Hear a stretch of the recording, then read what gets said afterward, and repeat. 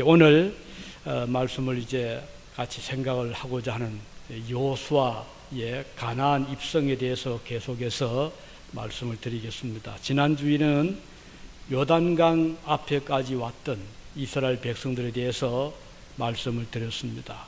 그들이 이제 모압 땅을 거쳐서 시딤이라는 곳에 왔잖아요.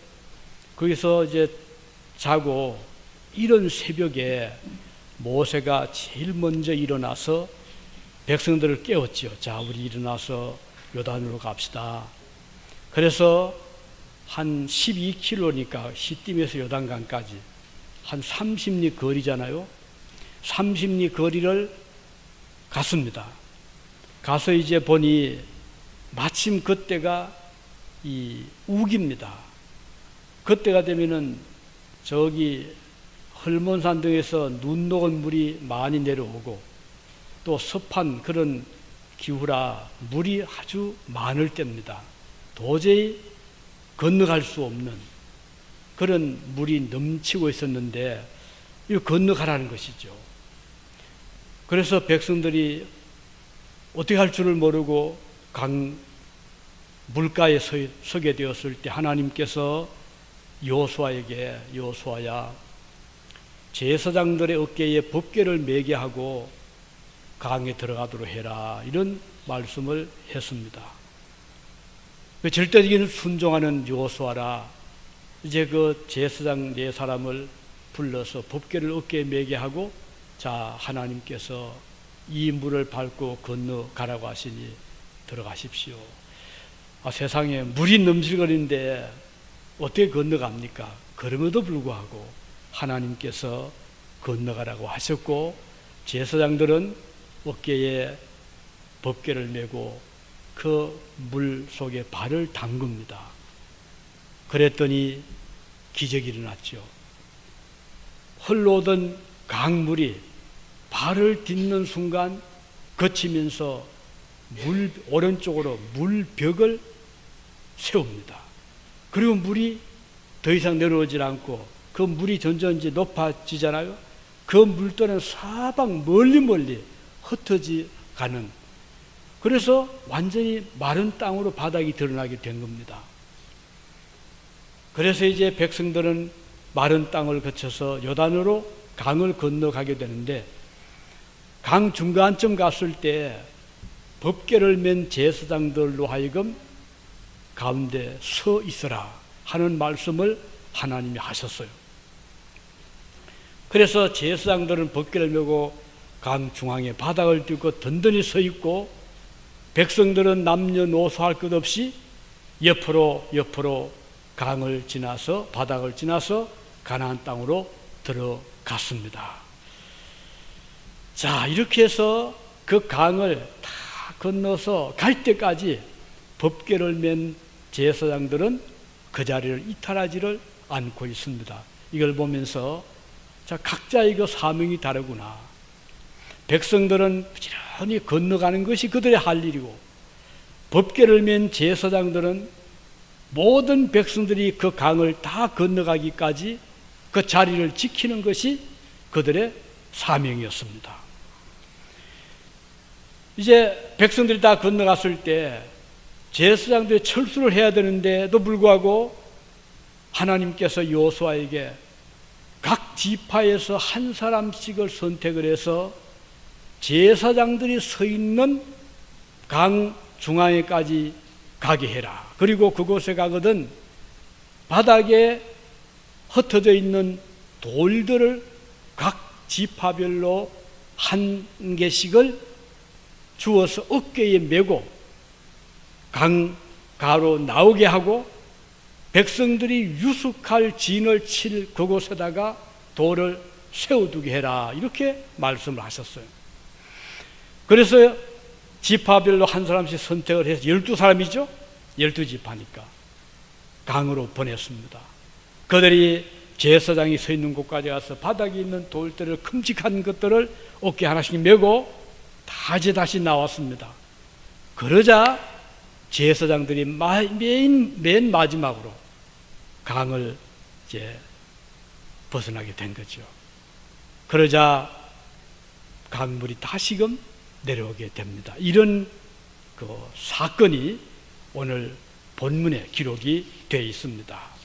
자, 그럼 여기에서 오늘 각 지파별로 돌을 강 바닥에서 취하여 어깨에 메워 나오게 하라 하신 이 말씀을 같이 좀 생각을 하겠습니다. 이 12개의 돌들은 백성들을 가나안으로 인도하신 하나님의 산 역사의 증거물입니다.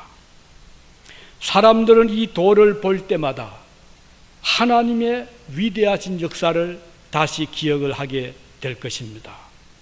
사실 우리가 기억의 한계가 있잖아요. 기억력의 한계가 있잖아요. 아무리 좋은 일이든 나쁜 일이든 시간이 지나면 점점 우리 기억의 그 자리에서 멀어지게 되잖아요.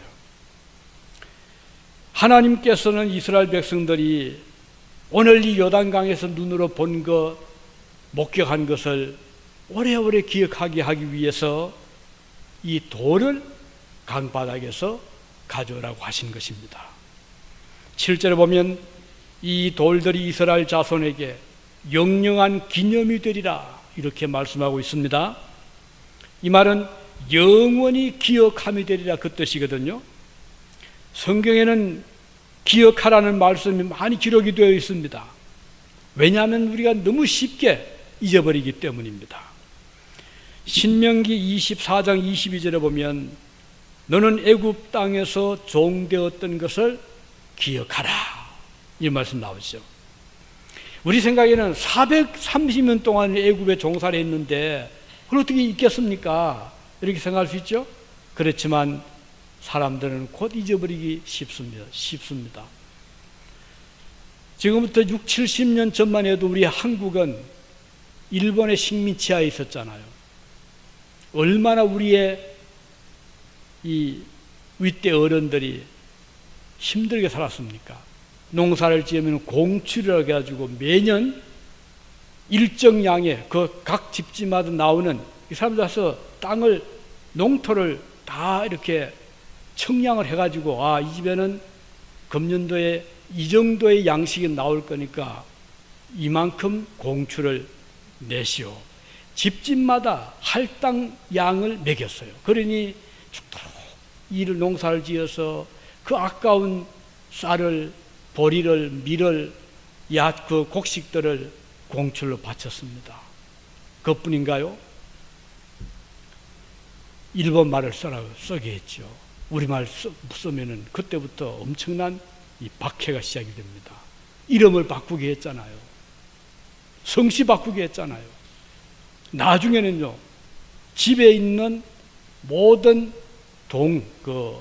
청동기로 만든 수저, 밥그릇, 국그릇, 심지어는 요강까지 다 바치게 했어요. 왜? 전쟁에 쓸 무기를 만든다고. 예배당에 종에 쇠로 된 종까지, 철탑까지 철거해서 다 바치게 했습니다. 이런 어려운 시기를 6, 70년 전 우리 한국이 겪고 있었는데 얼마나 기억하고 계시나요? 우리가 언제 그러냐는 듯이 지금 다 잊어버리고 있잖아요. 6.25 참상, 그 전쟁의 참사 우리가 얼마나 기억하고 있습니까? 인간의 기억의 한계는 참 짧습니다. 그런데 하나님께서 이스라엘 백성들로 하여금 잊지 않도록, 너희들이 오늘 이 강을 건너서 지금 기뻐하고 흥분하고 있지만 얼마 못 가서 잊어버릴 터이니 강바닥에 있는 돌들을 주워와서 세워놓고 그 돌을 볼 때마다 이날을 기억해라. 그리고 나중에 자녀들이 묻거든, 저게 무슨 돌이죠? 묻거든 설명해 주어라. 사실 그 돌이 좀 강이 오랫동안 있으니까 말이 이렇게 좀 둥글게 되었거나 좀 다르지 않았겠어요? 좀 특이하잖아요. 그때 설명해 줘야 이 말입니다. 이렇게 해서 하나님께서 이와 같이 잊지 않도록 하기 위해서 돌을 세우라고 하신 것입니다. 출애굽기 15장 22절에 보면 이스라엘 백성들이 홍해에서 이제 그 바다를 건너왔잖아요. 그런 과정에서 바로의 군인들이 홍해 바다에 전부 수장이 되고 감격적인 하나님의 역사를 보았잖아요.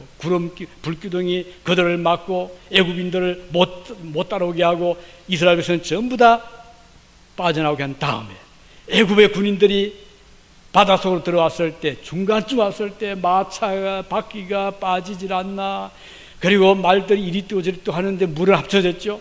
수장 등을 다 목격을 했잖아요. 얼마나 기뻐했잖아요. 춤추고 즐거워하고. 그러고 나서 얼마 못 가서 그거 다 잊어버리고 하나님께 감사하는커녕 불평과 불만을 한 것이 나옵니다. 기록이 되어 있습니다. 사흘 후입니다.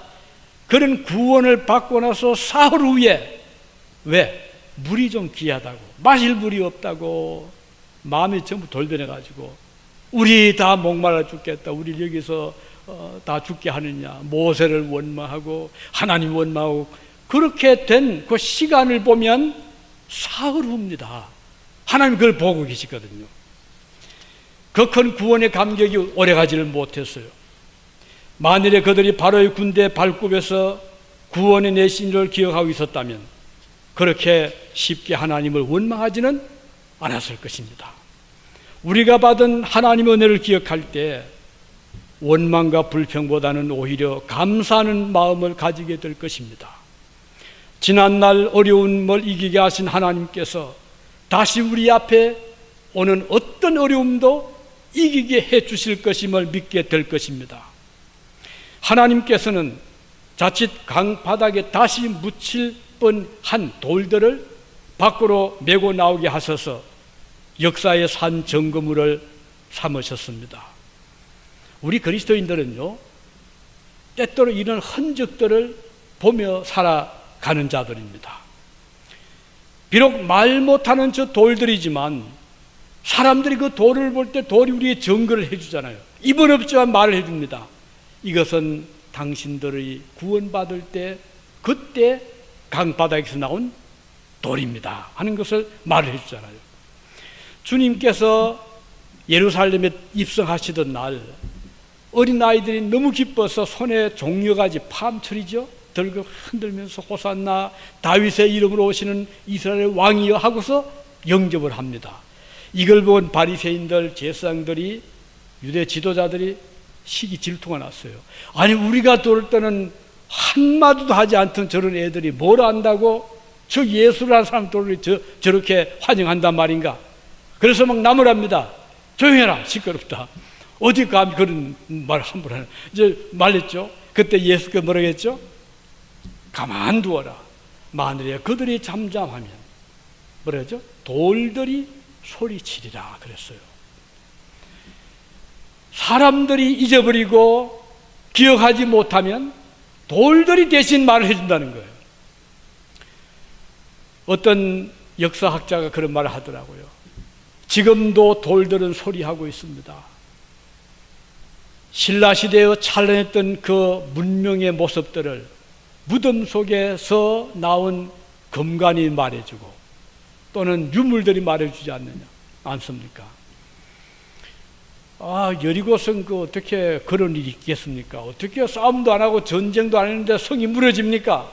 못 믿습니다. 이런 말을 많이 했거든요. 그런데 고고학자들이 여리고 성토를 땅을 파면서 조사해 보니까 실제로 그 성이 존재했고 거기에 성들이 무너진 흔적이 있고, 이걸 누가 감히 아니려 하겠습니까? 한때는 저 모세가 모세오기 기록했다. 그거 믿을 수 없어요. 왜냐하면 모세 시대에 무슨 글이 있었냐고. 그렇게 격조 높은 글을 어떻게 쓸 수 있었냐. 아마 후대에 다른 사람이 대피를 하고 위작을 만들어서 모세가 쓴 것으로 했지, 말도 글도 없는 그 시대에 무슨 성경을 쓸 수 있나요? 하고서 한때 학자들이 그런 주장을 제기했습니다. 그런데 2차 대전 때 불란서 군인들이 에집트를 침공을 하고, 그리고 그 주변에 있는 많은 유적들을, 스핑크스라든가 유적들을 이제 파는데, 그 속에서 여러 가지 출토된 그 돌 속에, 그 돌의 표면에 모세 BC 2000년경, 1700년경, 1500년경에 남긴 그런 글들이 막 나오는 거예요. 그리고 또 동쪽에서는 하무라비 법전, 옛날에 이미 훨씬 더 발달된 문명의 흔적들이 막 나왔을 때 그동안 뭐 글이 없었다 하던 자들의 입이 다 막혀버리고 돌들이 소리를 치게 되는 그런 일들이 실제로 일어났던 것이죠. 누가복음 19장 40절에 보면 내가 너희에게 말하노니 만일 이 사람들이 침묵하면 돌들이 소리 지르리라 하더라. 예수께서 말씀하셨죠. 오늘날에도 사람들은 성경에 분명히 기록되어 있는 위대한 하나님의 역사를 믿기를 싫어합니다. 이스라엘 백성들이 홍해바다를 육지같이 건너온 것을 어떻게 믿겠느냐, 이렇게 또 주장을 하잖아요. 요단 강물을 멈추게 하신 일을 어떻게 우리가 믿을 수 있느냐. 그러나 하나님이 그것을 아시고 그래서 돌들을 강바닥에서 메고 나와서 세워놓고 그것을 볼 때마다 기억하고 아이들에게 얘기해 주어서 역사적인 하나님의 역사임을 그들에게 보여주어라, 이렇게 말씀한 것입니다. 훗날 자녀들이 그 돌을 보고 신기하게 여길 때 자세하게 설명해 주기를 원하셨습니다. 오늘 그리스도인들은 하나님께서 역사하신 역사를 잊어버리지 말아야 됩니다. 우리 자신들이 기억해야 될 것은 물론이거니와 우리의 후대 사람들에게도 이 사실을 알게 하고 기억하게 해야 됩니다. 이것은 요단강을 건너는 체험을 한 백성들의 사명이고 오늘 우리들이 사람들에게 전거해야 될 구원의 증거를 보여줄 사명들입니다. 하나님께서 어떻게 개인적으로 여러분을 구원해 주셨는가, 여러분들의 기도를 들어주셨는가, 여러분들에게 은혜를 베풀어 주셨는가를 여러분 잊지 마시고 순간순간 점검도 하시고 자녀들에게 전해주시기를 바라는 것이고, 그래서 이 돌들의 의미를 볼 수가 있습니다. 그리고 또 한 가지는 법궤를 맨 레위인들은 모든 백성들이 강을 다 건너고 돌을 세워 놓을 때까지 강 한복판에 서 있으라고 말씀했어요.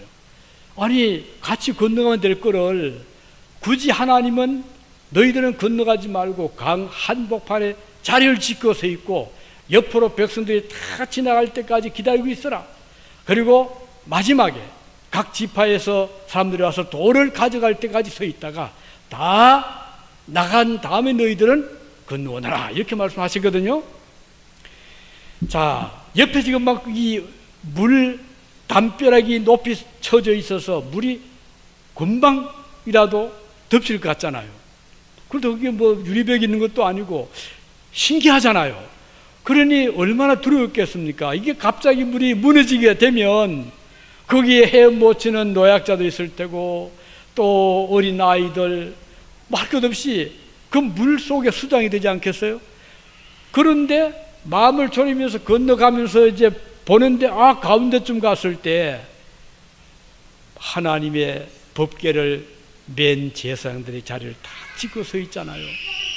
이거를 보는 순간 얼마나 마음의 위로가 되었겠습니까? 하나님의 법궤를 맨 사람들이 자리를 지키고 있어 있단 말이에요. 자, 이 법궤라는 것은 뭐죠?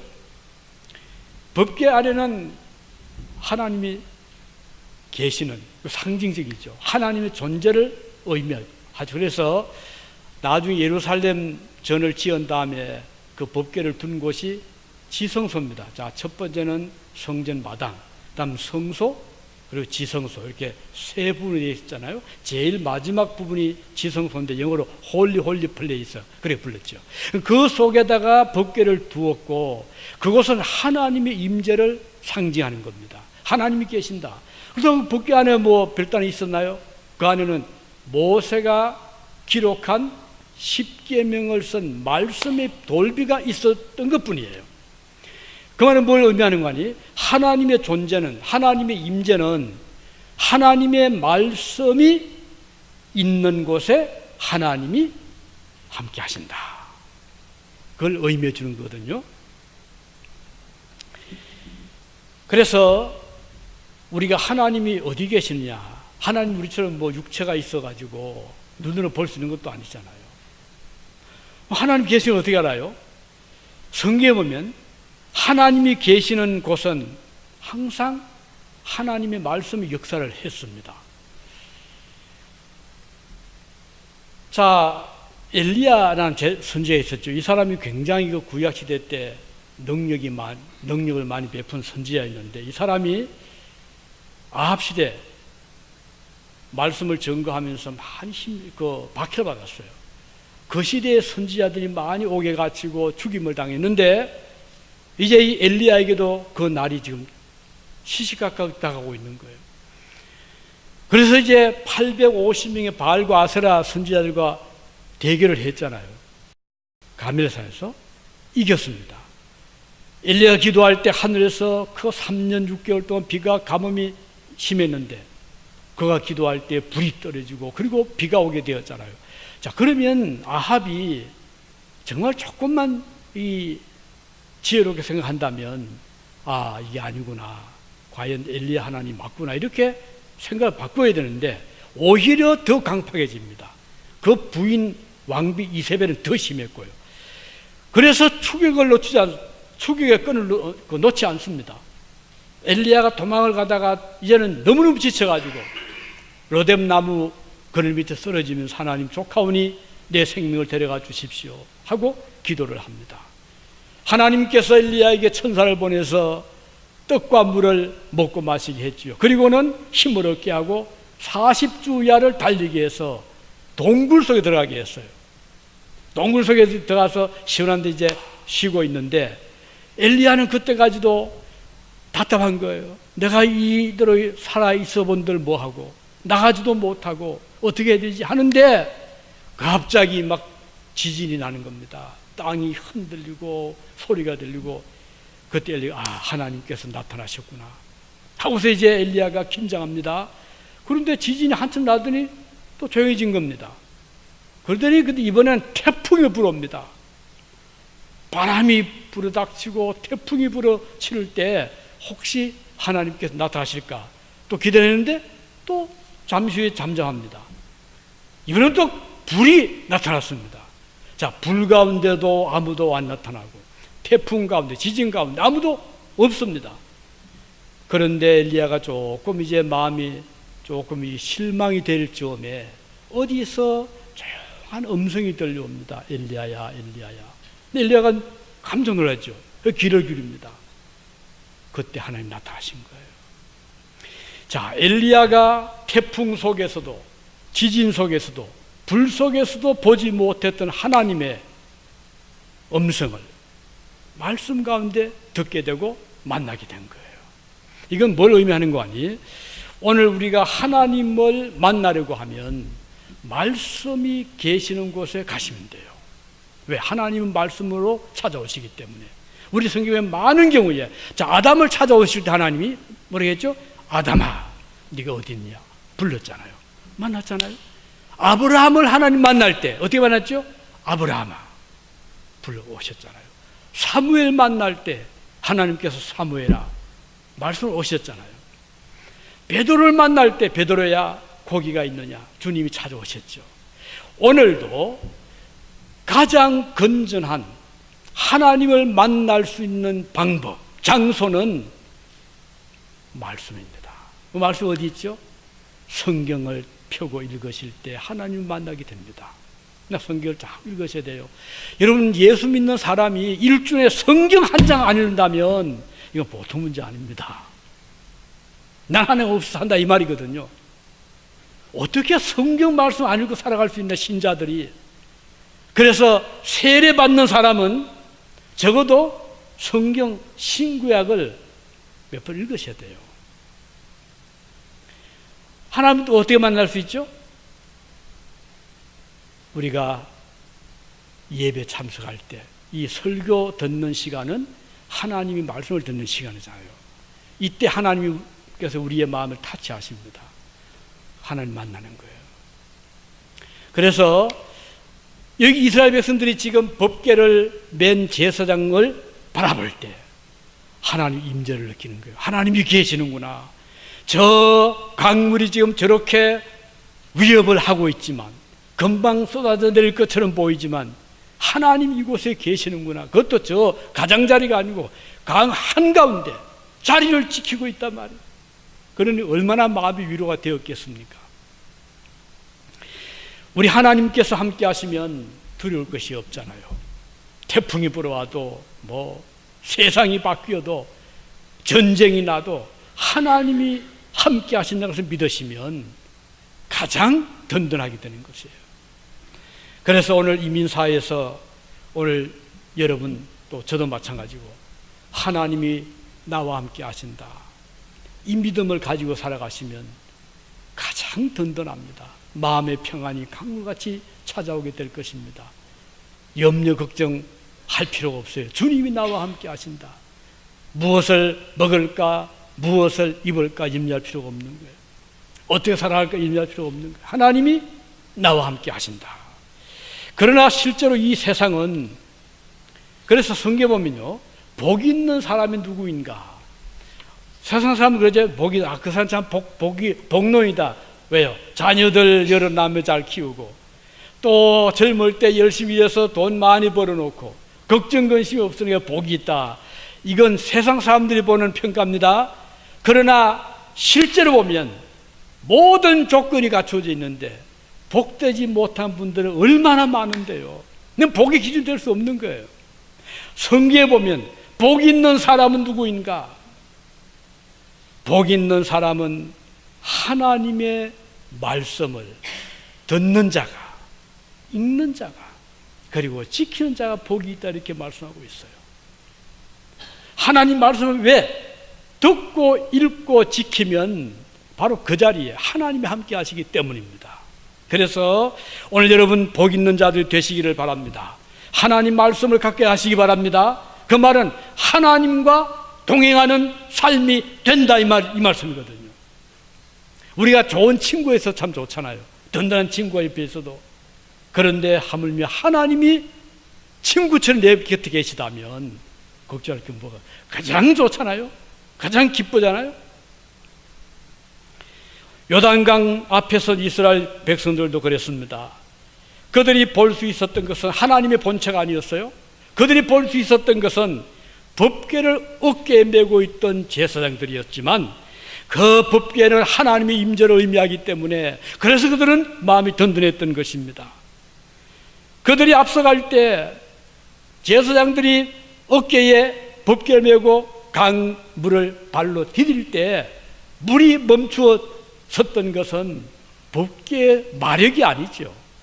제사장들의 힘이 세서 아니죠. 무엇이었죠? 하나님의 능력이었습니다. 강물을 멈추게 했던 것은 법궤 안에 있던 돌판도 아닙니다. 그들과 함께 하셨던 하나님이셨습니다. 하나님께서는 이렇게 보이시게 나타나지 않았지만 능력을 나타내 주신 것입니다. 하나님은 그 자리에 임재하셨습니다. 하나님의 말씀의 법궤가 나가는 곳에 하나님께서 함께 나가셨습니다. 그리고 그 법궤가 강 중간에 멈추어 섰을 때 하나님께서는 안전하게 그 자리를 지켜주시고 백성들이 무사히 강을 다 건너가기까지 그 자리를 떠나지 아니었습니다. 자, 보세요. 하나님의 법궤가 우리가 다 강을 건너갈 때까지 뒤에서 우리를 지켜보고 계신다? 얼마나 든든합니까? 걱정할 게 없잖아요. 마찬가지로 오늘 우리가 일생을 살아가면서 하나님의 임재가 여러분의 등 뒤에서, 여러분들이 태어나서 일생을 살 동안, 그리고 세상을 떠날 때까지 주님이 여러분 뒤를 딱 지켜보고 계시다고 생각하면 얼마나 든든하지 않습니까? 하나님 임재입니다. 오늘 여러분과 제가 하나님의 임재하심을 만나게 되는 곳은 어딜까요? 요단강으로 간다고 만날 수 있는 것은 아닙니다. 예루살렘 성전 순례 간다고 만나는 것이 아닙니다. 하나님께서는 그의 말씀 중에 계시기 때문에 하나님의 말씀이 있는 곳에 하나님이 함께 하십니다. 우리가 오늘 하나님을 만나는 장소는 그 말씀이 존재하는 곳입니다. 여러분 마음 속에 하나님 말씀이 존재한다면 바로 그곳에서 하나님을 만날 수가 있습니다. 말씀드린 대로 복 있는 사람은 하나님 말씀을 주야로 묵상하는 자라고 했습니다. 이런 사람의 복이 있는 이유는 말씀을 묵상하는 중에 하나님을 만날 수 있기 때문입니다. 어제 우리 음악회 그저께 우리 교회 했잖아요. 그래서 참 은혜롭게, 근데 참 놀라웠던 것은, 저도 기도를 많이 했어요. 이번 음악회 은혜로운 음악이 되게 해달라고. 근데 놀라웠던 것은 참석하신 미국인들이 거의 다 울었어요. 다 눈물이 흥건하더라고요. 어떤 분 말을 못해요. 맞춰놨는데 우리 이웃 한 분이 왔는데 너무너무 이분이 감동을 받고 얼굴을 씻질 못하더라고요. 그렇게 이번 음악회가 참 은혜로웠던 음악회였습니다. 많은 분들이 또 기도해 주신 거 감사드리고 수고해 주셨습니다. 아마 많은 참 마음으로 위로가 되셨을 줄 생각하는데, 어제 이분들이 셀럽에 갔잖아요. 그래서 오늘 잘했습니다. 잘하고 또 그 교도 마치고 나니까 점심을 많이 준비했어요. 불고기도 하고 많이, 또 저희 교회에서 샌드위치하고 또 샐러드하고 준비해서 보태고 해서 아주 맛있게 잘 먹었는데, 근데 어떤 분이 와서 인사를 하는데 봤더니 지난 금년 초죠. 그 교회 갔을 때 아주 건강했어요. 한 60대 가까운 부인이셨는데, 근데 어제 보니까 머리에 수건을 쓰는데 머리 다 깎았더라고요. 아니 웬일이십니까 했더니, 지난 4월 달에 암 판결을 받고 지금 4번째 키모테라피를 받았습니다. 그러더라고요. 아니 건강하셨는데요. 갑자기 발견이 되었습니다. 그것도 한 군데 아니고 2군데입니다. 그래서 12번을 받아야 된답니다. 그 말을 제가 들으면서 참 그렇지, 너는 할 것 없이 오늘 건강하다고 내일까지 건강의 보장이 없고, 또 오늘 비록 병약하지만 또 내일 또 건강 회복될 수 있잖아요. 이 세상은 이와 같이 요단강을 건너가는 이스라엘 백성들처럼 우리 앞에 어떤 일이 있을지 아무도 모르잖아요. 그런데 놀라운 것은 그 집사님이 얼굴이 전혀 어둡지 않았어요. 왜? 믿음이 있으니까요.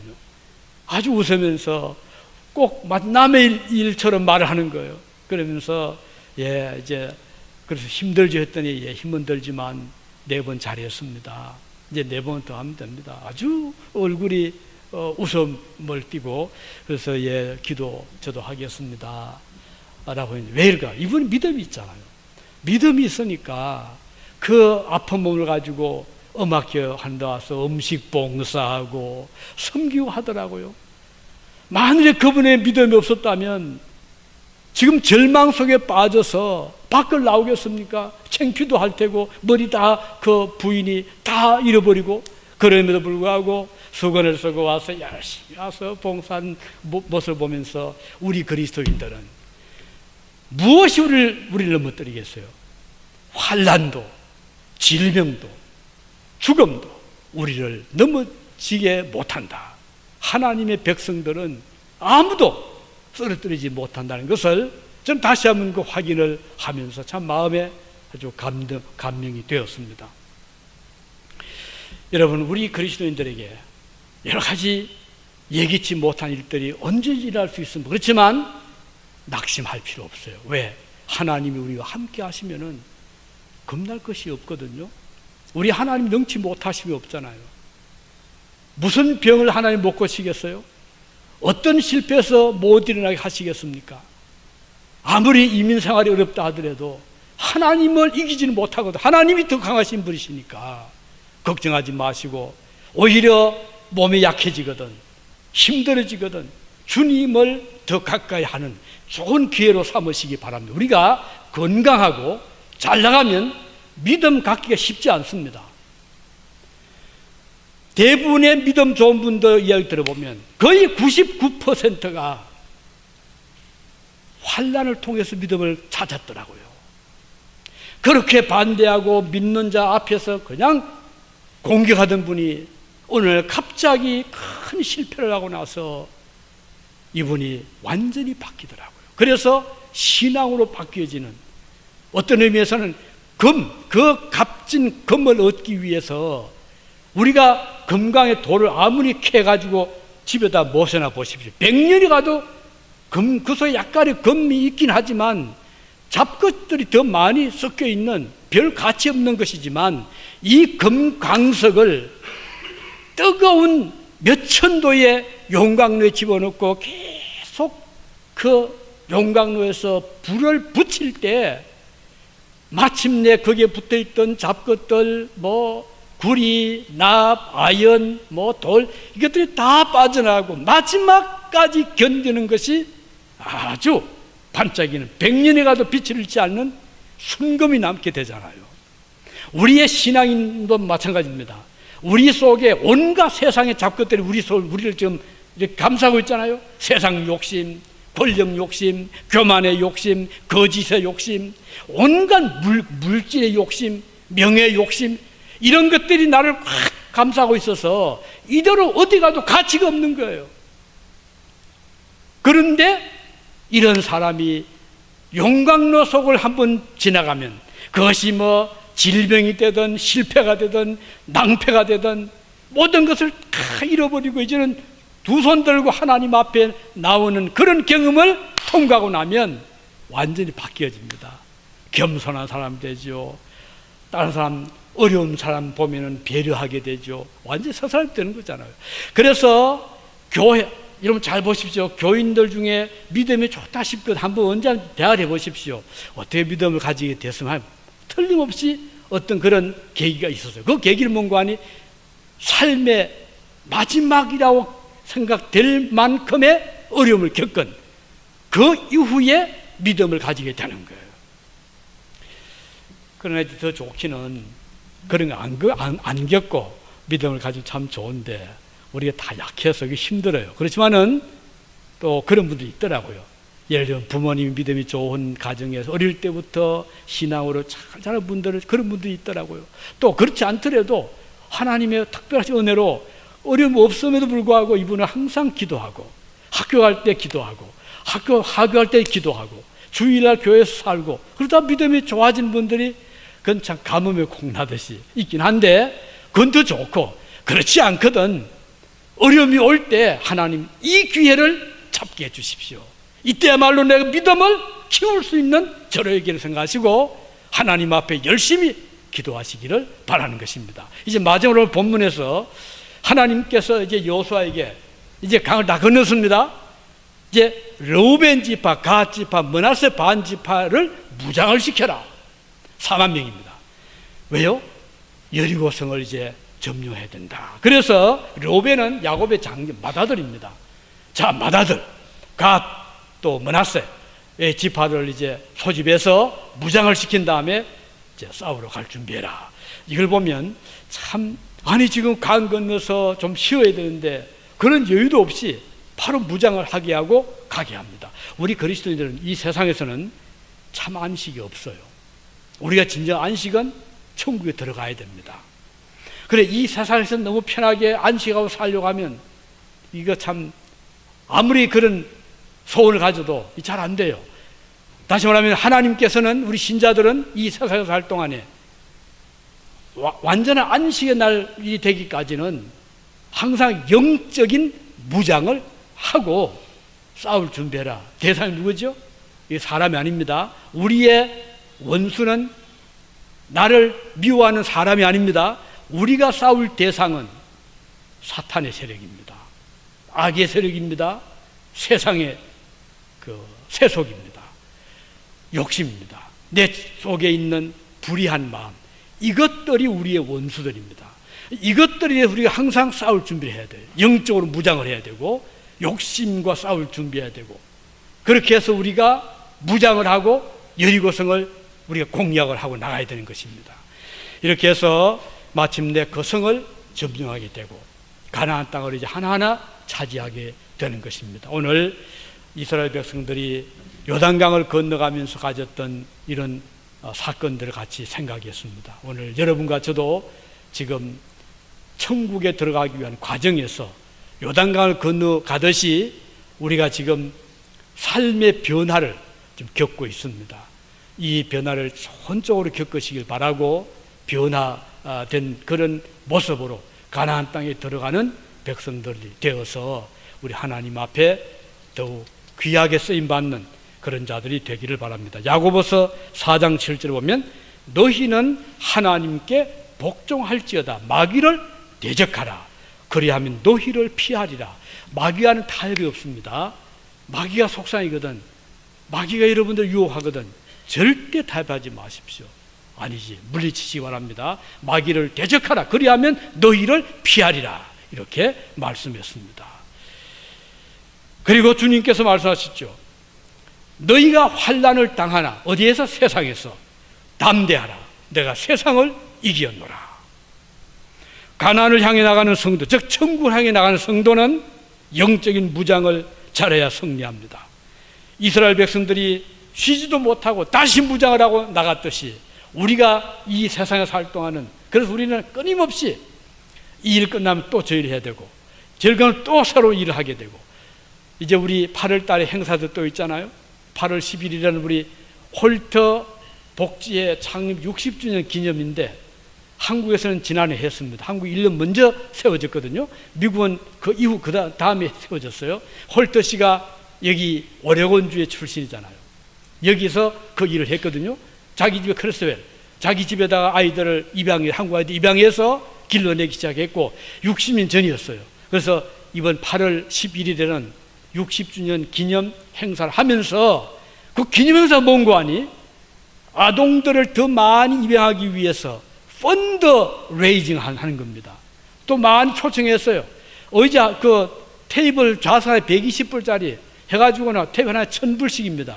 그걸 여러 개 지금 해서 많은 분들이 그 서포트를 하고 있어요. 그래서 그 행사에 참여해서 그 이루어 놓은 일을 돌아보고 앞으로 더 많은 불우한 아이들을 입양하기 위해서 그 펀드레이징 하면서 이번 행사를 하는데 여기 우리 성가대가 초청받고 갑니다. 저는 너무 감사했어요. 우리 한국 교회가 이렇게 부족함이 많지만은 하나님이 우리 또 성가대 쓰시는구나. 그래서 11일 날 우리 좀 기도해 주시기 바라고, 13일은 우리 또 한인의 행사인 우리 이재찬 집사님이 또 우리 한인 회장입니다. 우리 서포터 기도 좀 해주셔야 되고 행사 잘 치러 나가도록 좀 기도해 주시기를 바랍니다.